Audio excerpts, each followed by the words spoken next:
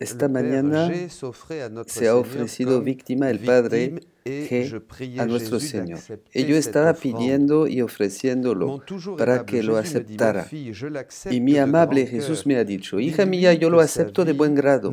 Dile que su vida no será más la suya, sino la mía. Y es más, lo elijo víctima de mi vida oculta. Mi vida oculta fue víctima de todo el interior del hombre. Así que dio satisfacción por los pensamientos, deseos, tendencias, afectos malos. Y sí, podemos decir que para vivir nuestro Cuaresma en la divina voluntad, entramos en la espiritualidad del Cuaresma, porque se trata del corazón. Y cuando vivimos el corazón con esta circuncisión del corazón, claro que yo pienso a Jeremías, verset 4, voilà, circuncisión para Adonai. Quitan el prepucio de su corazón, gente de Judá y de Jerusalén, sino mi coraje brotará como un rayo, a causa de la maldad de sus acciones. Entonces es el corazón. El capítulo 18 de Jeremías también, el pueblo rebelde dice: seguiremos nuestros propios gustos, cada uno actuará según su corazón malo. Se trata de cambiar de corazón y de vivir el Cuaresma uniéndonos a esta vida escondida de Jesús que reparaba tendencias, deseos. Totalmente unirse a la vida escondida de Jesús. Como lo hemos dicho, hay dos palabras importantes. En primer lugar, la palabra víctima. Es una palabra que no nos gusta hoy, un poco difícil. Debemos situarlo en la vida mística, en la ofrenda personal. Acuérdense estas palabras de San Pablo: no soy yo, es Cristo que vive en mí.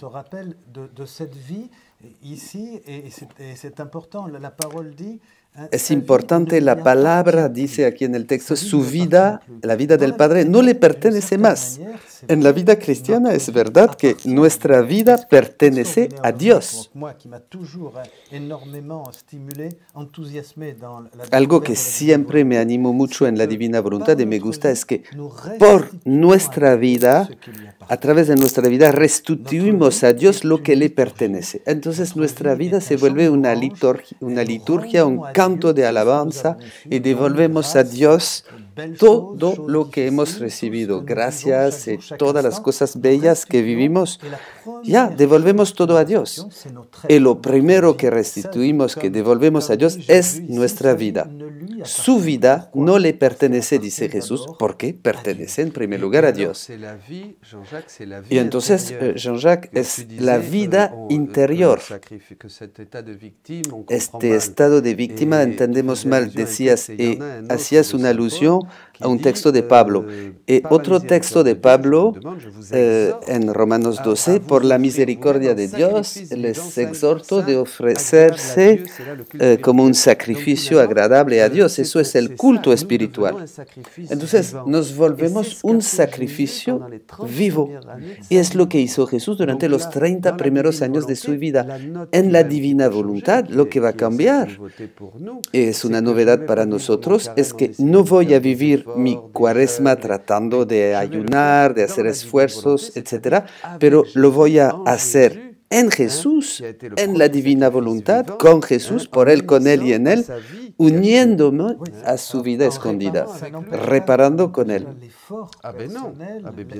Claro que vamos a tener un esfuerzo, la oración, y vamos a tener varias actividades en la Cuaresma, pero lo esencial es esta unión con Jesús. Pero todo lo que hacemos, el esfuerzo de la oración, la limosna, el ayuno, la oración, el ayuno y la limosna, los tres pilares de la Cuaresma,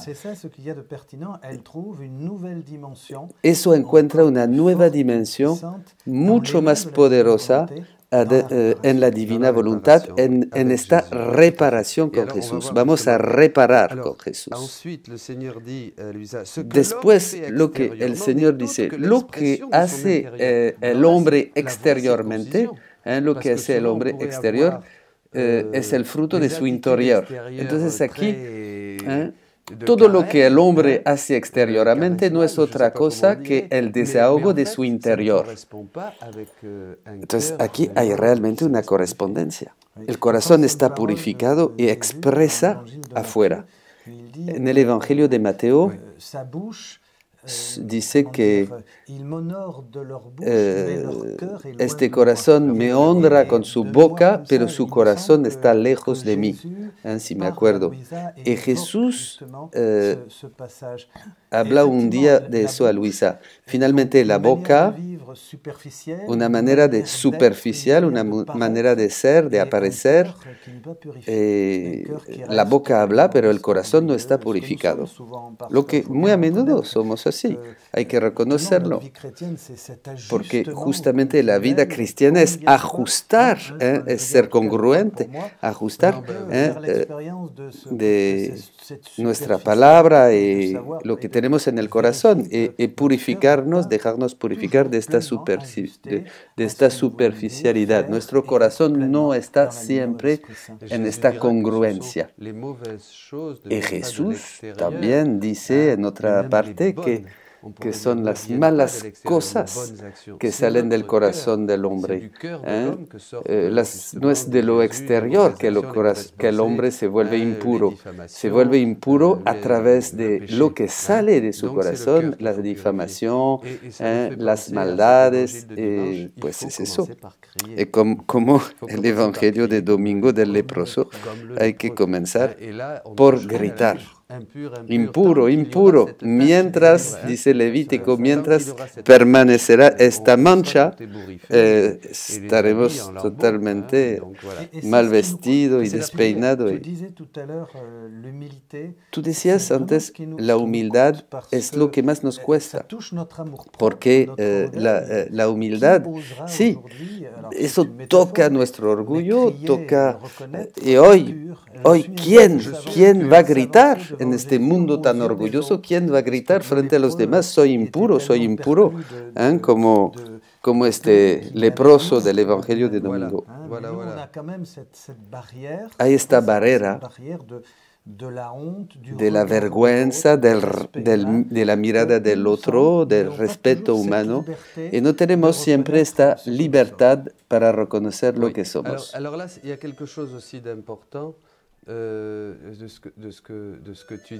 Aquí hay algo muy importante en lo que tú dices. Esta impureza, podríamos pensar que es tal o tal cosa, pero finalmente es una impureza del amor. La verdadera impureza, porque muy a menudo no entendemos. Yo también no amo a Dios con un corazón puro y tampoco mi prójimo. ¿Por qué? Porque tengo que dejarme purificar de este amor propio, de esta voluntad propia, de mi voluntad humana. Domingo hablábamos de eso. San Agustín dice, el amor de mí mismo hasta el odio de Dios, me amo tanto que odio a Dios, o me odio a mí mismo, me nego a mí mismo, como decía Jesús, para amar a Dios. Entonces, la divina voluntad solamente puede habitar en mí si me vacío de mí mismo. Si mi vida no me pertenece, dile, como está escrito, que su vida no le pertenece más. Estamos aquí en el corazón del mensaje. Su vida no le pertenece. Jesús enseña a Luisa que eso que va en el sentido de esta cuaresma, es un despojo de nuestra voluntad propia, de nuestro amor propio, es un despojo, un empobrecimiento, para que estemos realmente con Dios, atados, si yo puedo decir, al Señor. Si no, el riesgo es de seguir dando mi superficialidad, de pensar que soy muy puro, muy lindo, muy bonito, y finalmente soy un fariseo. Un fariseo, como en el publicano y el fariseo. Señor, no permites que yo sea como este publicano, yo ayuno, yo hago mi oración 3 veces al día, etcétera, etcétera. Es el orgullo del fariseo.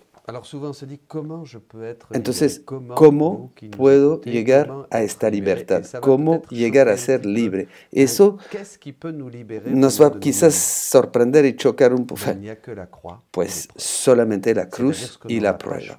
Es decir, lo que no hemos elegido, la cruz y la prueba, a través de la pérdida de un ser querido, a través de una crisis económica, a través de una enfermedad, realmente a través de pruebas que nos obligan a doblar rodillas, y porque claro que es fácil cuando tenemos dinero, salud, cuando sabemos orar, cuando hemos sido formados con una buena espiritualidad y que todo el mundo nos alaba alrededor de nosotros y que no tenemos ninguna persecución, es fácil de ser cristiano.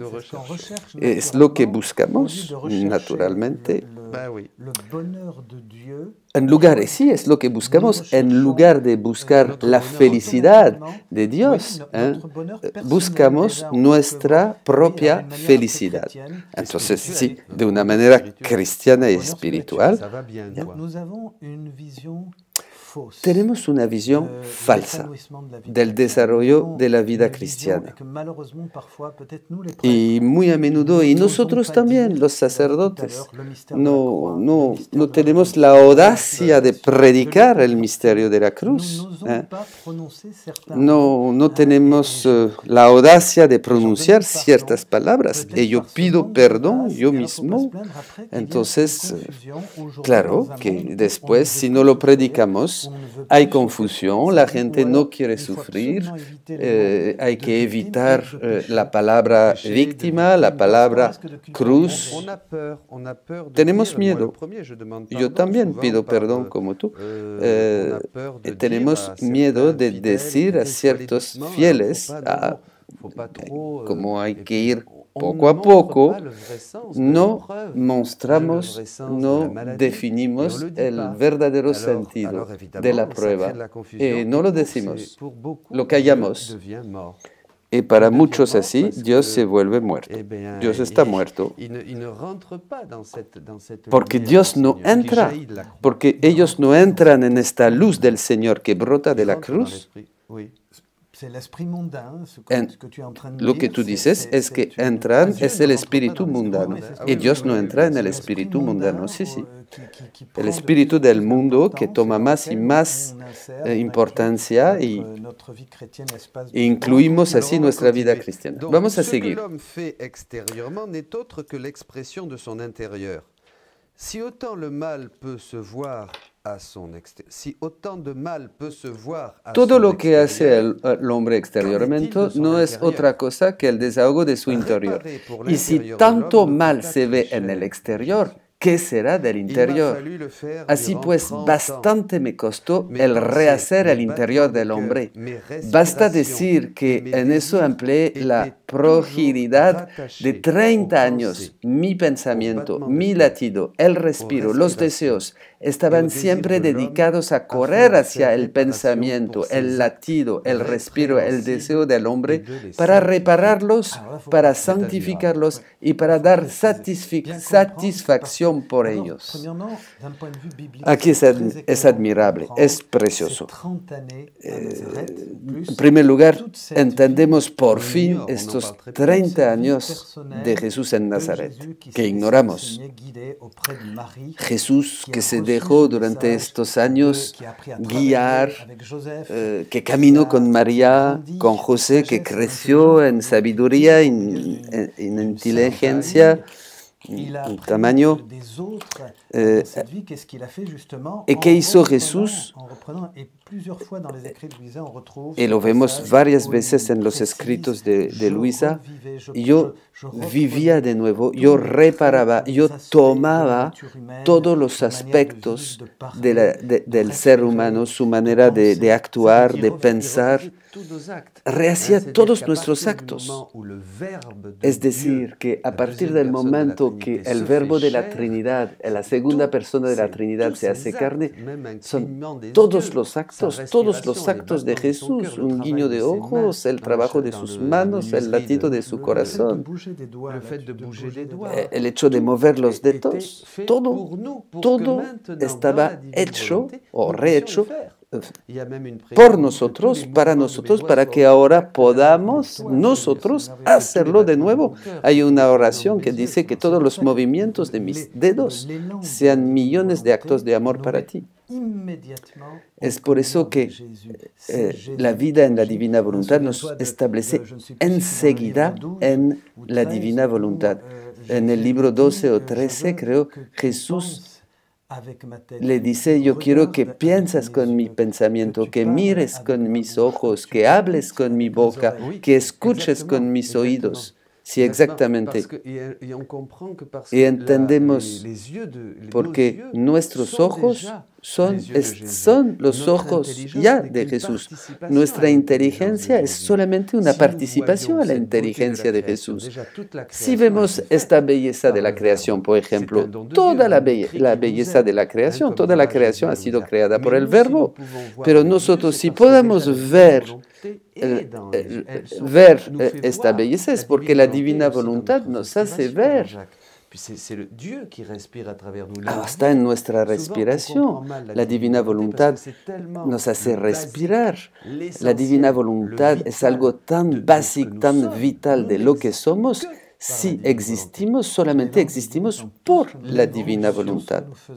El impulso, sí. Es toda la corriente, toda la vida, es totalmente extraordinario, es todo el Evangelio, es toda la buena noticia, es todo el querigma, es toda la buena nueva que anunciamos. Porque vivimos de eso, anunciamos la alegría del corazón de Dios, porque habita nuestras palabras, nuestros pensamientos, todo lo que somos. Porque unidos a Cristo estamos llenos de todo este amor. Si yo tomo conciencia que moviendo mis dedos es Jesús que mueve sus dedos. Es Él que nos llena de amor. Finalmente, el misterio de la redención en el Verbo encarnado que nos salva por su carne y su resurrección, por su muerte y su resurrección, es un cumplimiento. Todo está cumplido, que nos hace. Por el misterio de la redención, entramos por Jesús que nace en María, que predica, que crece, que predica, que muere y que resucita. Todo nuestro ser puede vivir ahora orientado hacia Dios y ser una buena nueva. Hablando del Padre, Él dice: yo lo elijo a Él víctima para este punto de mi vida oculta. Así que quiero todo su interior, unido conmigo y ofrecido a mí para darme satisfacción por el interior malvado de las demás criaturas. Je continue. C'est à bon escient. Y muy a propósito lo elijo para esto, pues siendo el sacerdote conoce más que los demás el interior de las almas, el fango y la podredumbre que hay adentro de ellas. Y por eso puede conocer mejor cuánto me costó mi estado de víctima, en el que quiero que tome parte, y no solo él, sino también los demás que él conoce y trata. Entonces, ven, no es aquí mi cuaresma, es unido a Jesús, por una fecundidad universal.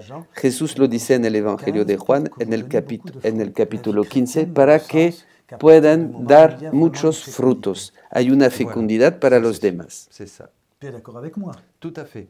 Sí, estoy de acuerdo contigo. Es maravilloso.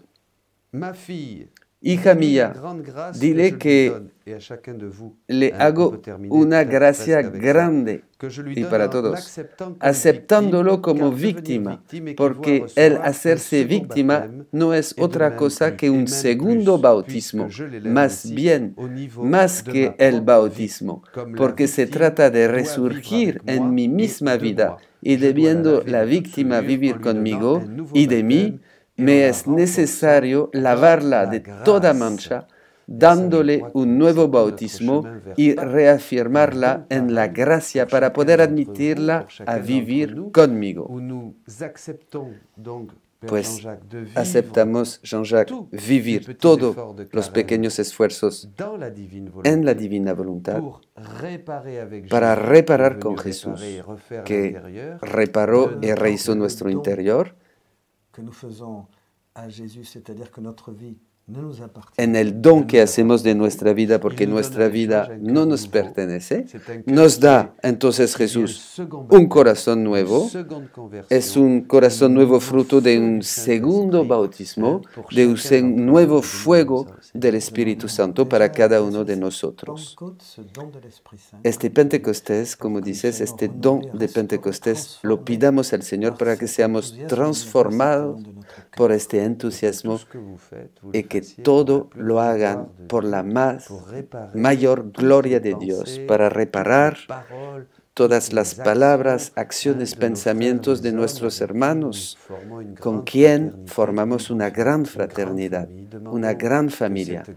Pidamos esta gracia del Espíritu Santo, nos toque ahora a cada uno y nos permita de decir sí como María, sí como Jesús, sí como para ser víctima de amor como Teresita a esta misericordia de Dios.